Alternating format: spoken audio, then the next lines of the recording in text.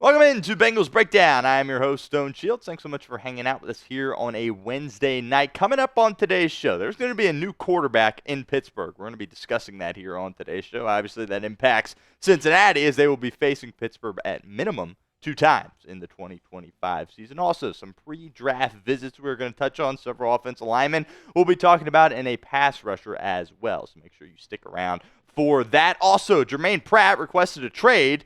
We haven't really heard anything since that trade request. The Bengals obviously have been very busy with other stuff, also known as Tee Higgins and Chase and other free agency things that they have been sorting through. So we're going to spend some time talking about Germaine Pratt and where things stand as far as a potential trade goes for the Bengals linebacker. But before we get into that, make sure you guys hit that sub button if you haven't done so already. That's youtube.com/BengalsTV. We are trying to get to 18K here by the end of the month of March. Only have a few days left, but also only need 165 subs to make it happen. Let's get at least halfway home after this video here today on a Wednesday night. So help us out. Hit that sub button. We'll be here all off season long. Bengals news, Bengals rumors, draft coverage. Plenty of that as well. Don't miss out. Hit that sub button. Help us out. Help yourself out. youtube.com/BengalsTV.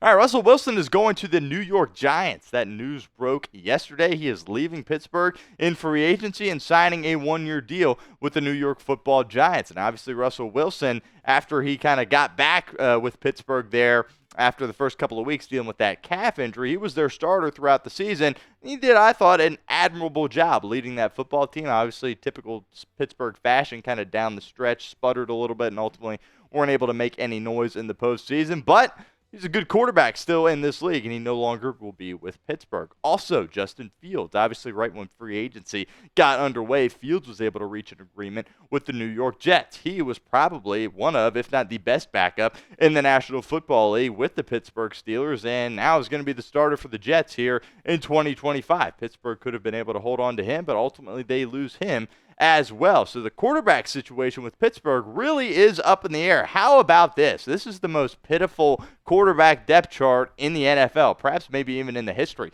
of the NFL. They got Mason Rudolph coming back after his stint with Tennessee, and their backup right now is Skylar Thompson. So if they miss on one Aaron Rodgers, they are going to be in serious, serious trouble when you're talking about the Pittsburgh Steelers. Now, there are some other teams that obviously need a quarterback, right? But Pittsburgh's got a great roster around them. They've got a great defense. They have some weaponry, obviously, with George Pickens, Pat Freiermuth as well, guys that can make things happen on the offensive side of the ball. Now, if they get Rodgers, obviously that, puts them in a situation where they can be competitive. You can say what you want about Aaron Rodgers, but this past year that he had with the Jets, was it an Aaron Rodgers year? No. But it certainly was a lot better than some quarterbacks were putting out there on the football field. I still think Rodgers can play, and that'll be very interesting if Aaron Rodgers does, in fact, come to the AFC North.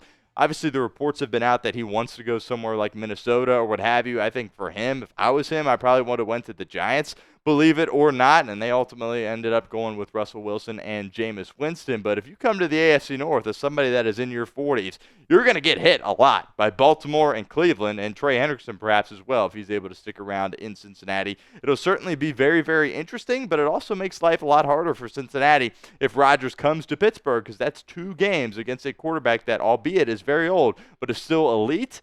In my opinion, maybe not elite, but is still a good quarterback, and of course has a great head coach in Mike Tomlin. Now, leads us to the pinned comment of today's show. Would Aaron Rodgers to the Steelers, would that concern you?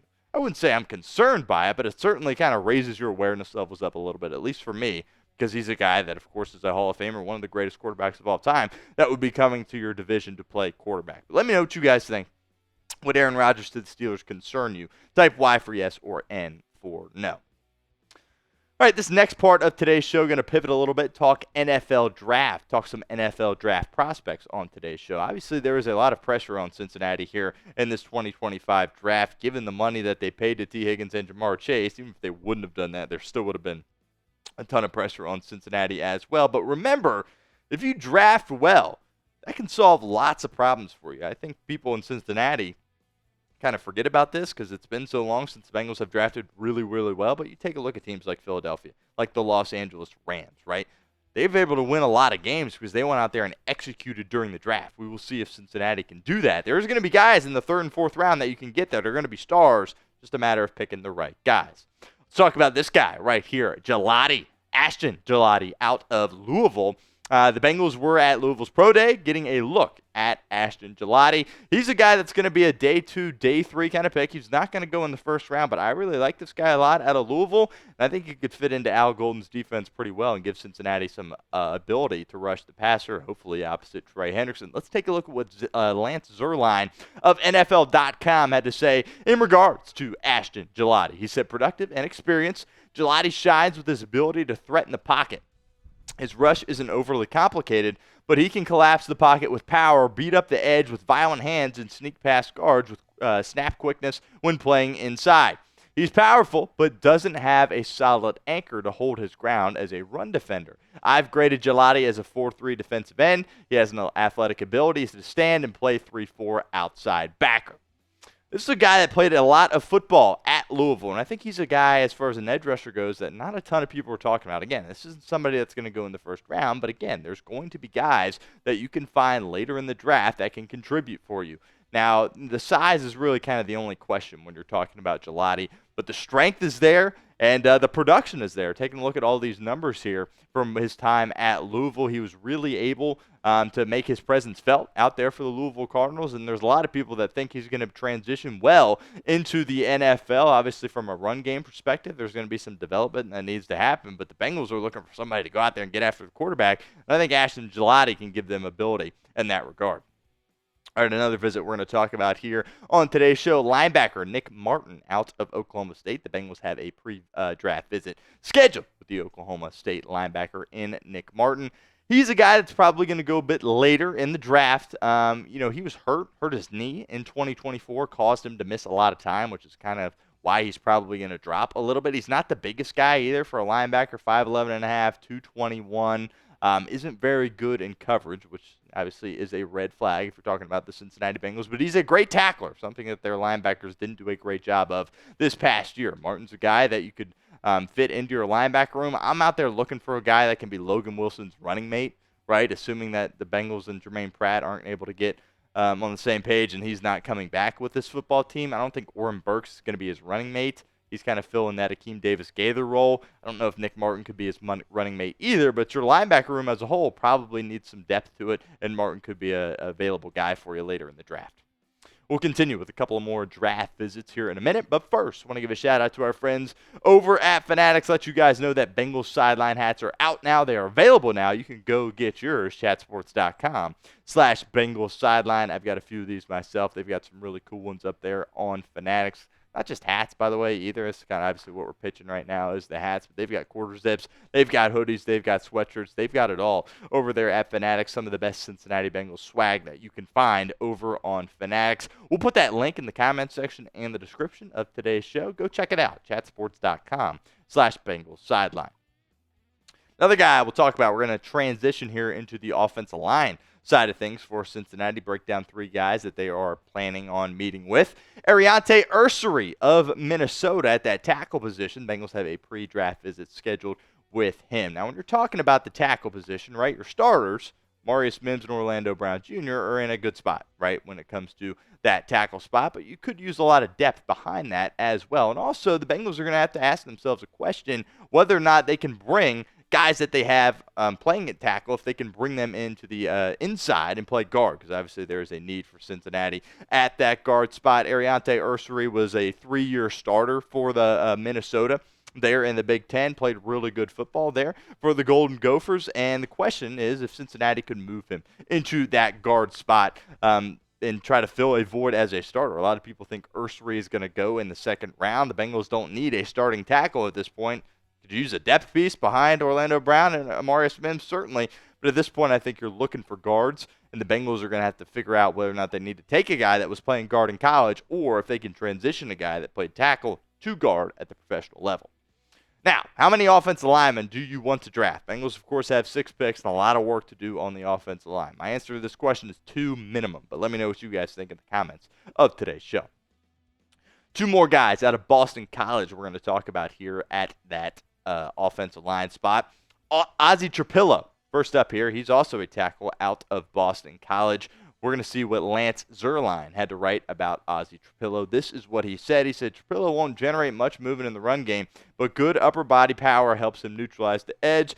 He operates with sound pass sets, active hands, and excellent arm extension.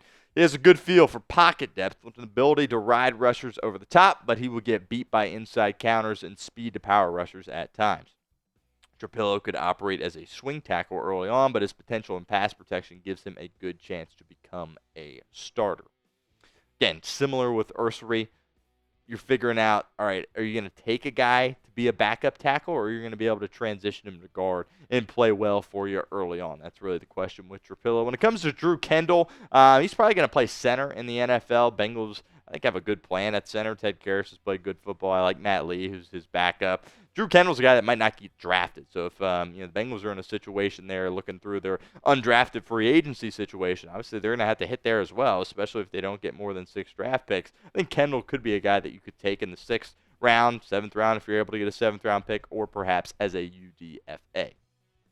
Rounding out today's show, let's talk Germaine Pratt here on Bengals Breakdown. Pratt, of course, requested a trade early on into the offseason, and then people kind of forgot about it because a lot of crazy stuff started happening, right? You had the Tee Higgins stuff, the Jamar Chase stuff, and obviously re-signings that you had on your football team, as well as bringing in outside free agents as well. Sports Knots Mo Motton, may have said that name wrong, Mo. I apologize if that is the case. He thinks a good landing spot for Germaine Pratt is the Las Vegas Raiders. Let's take a look at what Motton had to say on Germaine Pratt. He said, Pratt has been a reliable and productive linebacker for 6 seasons. He has significantly improved in pass coverage, allowing a passer rating of 88.1 or lower over the previous 3 years. The 7th-year veteran hasn't allowed more than 2 touchdowns in coverage within a season. Pratt's skill set would complement a Landon Roberts' run-stopping ability. Now, when I read that from Moten, I sit there and kind of wonder, did you really watch Germaine Pratt when he was out there on the football field? Look, Germaine Pratt's played really good football for the Cincinnati Bengals, but this past year was not his best. Yeah, he had a ton of tackles, but look at Logan Wilson, who played significantly less games than him, and really, I thought, had some better numbers there from a production standpoint. There are also, some issues with the pass coverage. I know, the numbers might not say that, but how many times did, somebody get matched up on Germaine Pratt over the middle, and it was just an automatic completion? And then a lot of times, Pratt struggled to make the tackle as well. So there's a reason why he hasn't been dealt yet. The market for him isn't very high, and I think a lot of teams out there think that, hey, Cincinnati's probably just going to release him, and we can pick him up without having to give up a draft pick in the process to acquire him. I hope that is not the case. I would love just to get a 7th-round pick for Germaine Pratt, and you're able to get, an additional draft pick. You go up from 6 to 7, that would be great. But at this point, especially after the trade request and bringing in Oren Burks and new leadership there with Al Golden coming in as the DC, I'd be surprised if Germaine Pratt was back in Cincinnati in 2025. Make sure you guys give me a follow over on Twitter at StoneShields_. All of our Bengals Breakdown content will be posted to my Twitter page. Trying to get to 600 followers here. So help me out. Give me a follow over on Twitter.